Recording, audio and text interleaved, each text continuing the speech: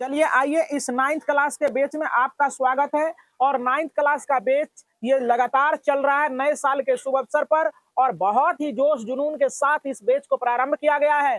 तो आइए अब आपका जो है ना सवाल ये चलेगा 1.2 का आपका प्रश्न संख्या 2 होगा। इसको करने का प्रयास करेंगे। तो हमारे साथ सारे बच्चे पहले तमाम प्रश्नों को रीड करते जाएंगे, इसके बाद बनाते चले जाएंगे। तो चलिए, क्या सभी धनात्मक पूर्णांकों का वर्गमूल अप्रमेय संख्या होता है? यदि नहीं तो एक ऐसी संख्या का वर्गमूल का उदाहरण दीजिए जो परिमेय हो। चलो देखो, धनात्मक पूर्णांक ध्यान से समझने का प्रयास करेंगे। तुम लोगों को पढ़ा चुके हैं धनात्मक पूर्णांक क्या होता है। सभी धनात्मक संख्याओं के समूह को धनात्मक पूर्णांक कहते हैं। तो धनात्मक पूर्णांक में कहता है क्या सभी धनात्मक पूर्णांक का रूट करने के बाद अप्रमेय आता है? तो ऐसी कोई बात नहीं है। अब देखो जरा सा, सभी धनात्मक पूर्णांक, तो अगर मान लिया जाए रूट अंडर 1 करेंगे तो इसका तो वर्गमूल आ जाएगा, लेकिन रूट अंडर 2 करेंगे तो इसका वर्गमूल नहीं आएगा। रूट अंडर 3 का वर्गमूल पूरा पूरा नहीं आएगा, रूट अंडर 4 का फिर आ जाएगा। तो सभी वो धनात्मक पूर्णांक संख्या पर रूट करने पर ये नहीं कह सकते हैं कि सबका सब अप्रमेय होगा, क्योंकि उसमें प्रमेय भी आ सकता है। तो कहता आप वैसे उदाहरण दीजिए जो कि आपका क्या है, प्रमेय है। तो जिसका जिसका वर्गमूल निकलेगा वही ले लेंगे, है ना।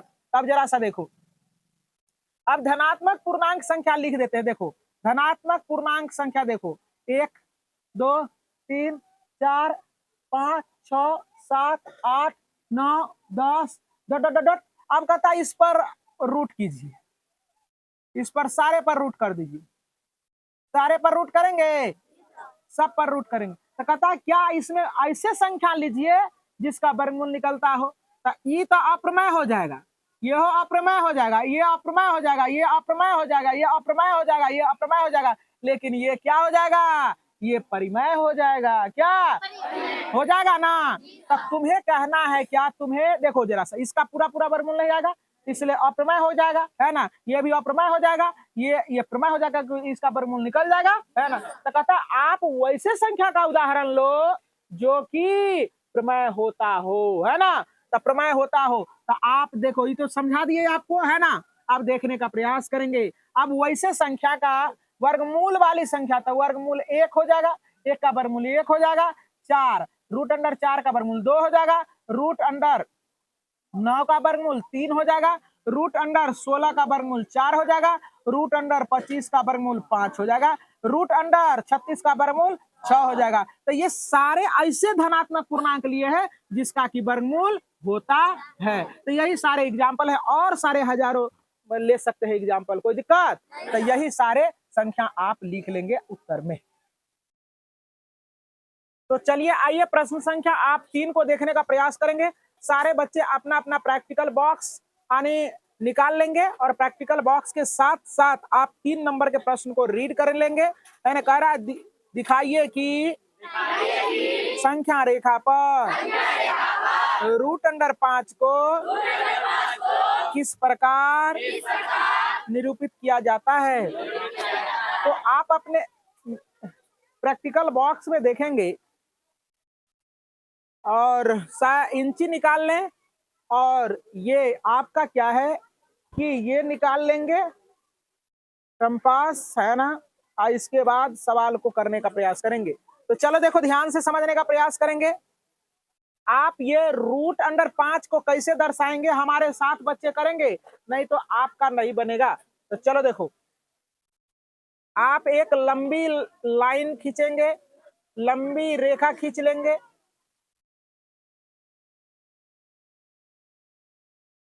लंबी रेखा हमने खींच लिया है, सारे बच्चे उम्मीद करते हैं खींच लिए होंगे। यहाँ 0 लिखेंगे, अंदाजा से आप 1 2 3 4, इधर -1 -2 -3। अंदाजा से आप क्या करेंगे, या चाहे परफेक्ट नाप ले इंची से, है ना। हम यहाँ अगर इंची से नाप के करेंगे तो ज्यादा छोटा हो जाएगा, तुमको समझ में नहीं आएगा। 1 सेंटीमीटर ऐसे करके नाप लेंगे, आप ऐसे करके नाप ले 1 सेंटीमीटर। इस पर 90 डिग्री, 2 पर आपको क्या करना है, यहां से 0 से 2 सेंटीमीटर ले लेना है। कितना ले लेना है? 2 सेंटीमीटर पर समकोण बनाना है 90 डिग्री, हमने बता रखा है। चलो देखो, इस पर 90 डिग्री का कोण बनाते हैं। बना दूं? तो चलो देखने का प्रयास करें। 90 डिग्री का एंगल सारे बच्चे बनाएंगे इस पर।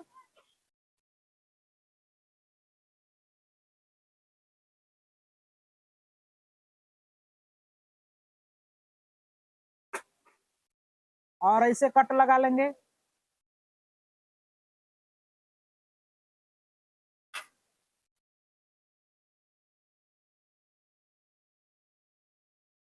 ये आपका बन गया 90 डिग्री का एंगल। अब देखो, यहां से आप अंदाजा से क्या करेंगे, 1 सेंटीमीटर ले लेंगे। कितना? 1 सेंटीमीटर। आप अंदाजा से, हम अंदाजा से ले लेते हैं। आप कॉपी पर बनाएंगे सारे बच्चे, तो आप क्या करेंगे कि 1 सेंटीमीटर नापेंगे। चलो देखो, ये हम मान के चलते हैं 1 सेंटीमीटर है। कितना? 1 सेंटीमीटर हो गया। अब 1 सेंटीमीटर ये हो गया, तो क्या करेंगे, अब इसको जितना भी हमने कंस्ट्रक्शन किया था इसको मिटा लेंगे ताकि ये फ्रेश दिखे, है ना। हो गया।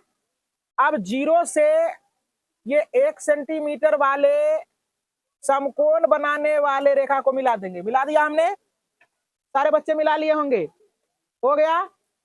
अब देखो जरा सा, यहां से क्या करना है, इसका मेजर करना। ध्यान से देखेंगे, आप यहां से ऐसे करके फैला लें, यहां से ऐसे करके फैला लिया, है ना। और यहां रख के यहां रखेंगे और यहां से एक लंब गिराएंगे। थोड़ा सा और आगे कर ले। हाँ, यहां से आप क्या करेंगे, ऐसे करके लंब गिराएंगे। देखो, गिरा दिए ना। यही आपका हो जाएगा यहाँ √5, और ये आपका हो गया √5। कोई दिक्कत कोई बच्चा को? अब इसका प्रमाण, है ना। अब हम लोग क्या करते हैं, √5 सिद्ध करके देखते हैं कि ये हुआ है √5 या नहीं हुआ। तो ओ इसका नाम रख दो ए और इसका नाम रख दो बी। कोई दिक्कत कोई बच्चा को? अब देखो जरा सा, ए ओ बराबर कितना हो गया, ए ओ बराबर 2 सेंटीमीटर लिए थे तो 2 लिखेंगे। अब इसके बाद ए बी बराबर कितना लिए थे, 1। अब पाइथागोरस प्रमेय लगा देंगे। पाइथागोरस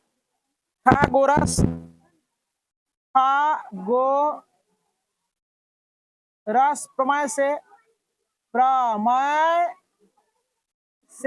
पाइथागोरस प्रमेय क्या कह रहा है कि कर्ण स्क्वायर बराबर लंब स्क्वायर प्लस आधार स्क्वायर। तो कर्ण बराबर क्या हो जाएगा, √अंडर हो जाएगा लंब स्क्वायर प्लस आधार स्क्वायर। यहाँ देखने का प्रयास करें सारे बच्चे पहले, है ना। तो अब ये हो गया। तो कर्ण के जगह पर देखो ए भी है, ओ भी है ना। तो कर्ण के जगह पर ओ भी रखेंगे। अब देखो, लंब के जगह पर क्या है, लंब के जगह पर क्या है, ए बी है। देखो यहाँ ए बी हो जाएगा, क्या हो जाएगा, तो ए बी का स्क्वायर हो जाएगा। अब प्लस आधार के जगह पर देखो ओ ए है, क्या है, ए ओ आई, ओ एक ही बात है। हो गया। अब देखो, तो ओ बी बराबर हो जाएगा तुम्हारा, ए बी का मान कितना है, ए बी का मान 1, तो 1 का स्क्वायर हो जाएगा। और देखो ए ओ का मान कितना है, 2 का स्क्वायर हो जाएगा। तो ओ बी बराबर हो जाएगा √1 प्लस 2 दूना 4। तो ये ओ बी बराबर ना हो गया √5। तो यही तो सिद्ध करना था। देखो, ये बन के आपका रेडी हो गया।